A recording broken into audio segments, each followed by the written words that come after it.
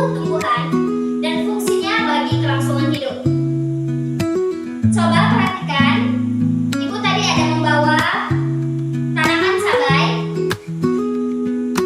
Kemarin, tanaman ini hampir layu karena lupa disiram. Tapi, setelah disiram, di bagian kanannya, pagi ini dia segar lagi.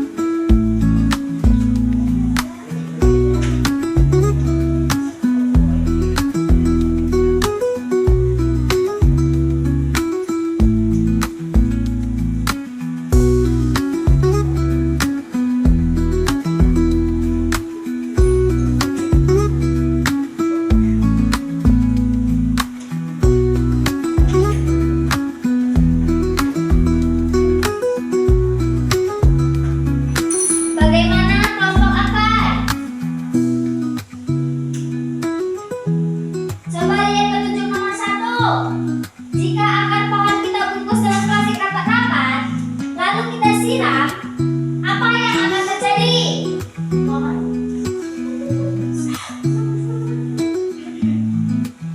Muhammadnya tidak bisa minum airnya, Bu.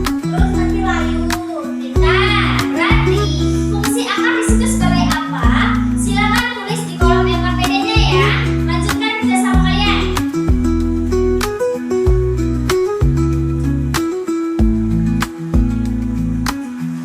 Kelompok batang aman, diskusinya sangat aktif. Ayo, coba kamu dengarkan pendapat teman kelompokku juga ya. Baik, Bu. Pendapat itu berharga. Wah, gambar sedotannya bagus sekali. Hubungannya dengan penghulu kayu pada batang apa nih? Baik, Bu. Batang itu seperti pipa-pipa sedotan es, Bu. Buat mengalirkan air dari bawah ke atas, Bu. Tepat sekali. Tuliskan kesimpulan itu di kertas kalian dengan rapi ya. Baik, Bu.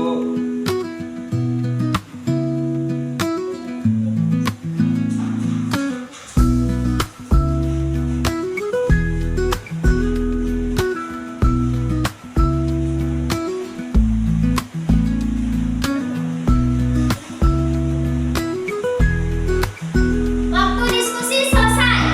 Sekarang, coba perwakilan kelompok 3 gunakan media gambar di papan tulis untuk menjelaskan dan sebutkan kalimat kesimpulan dari misi kalian.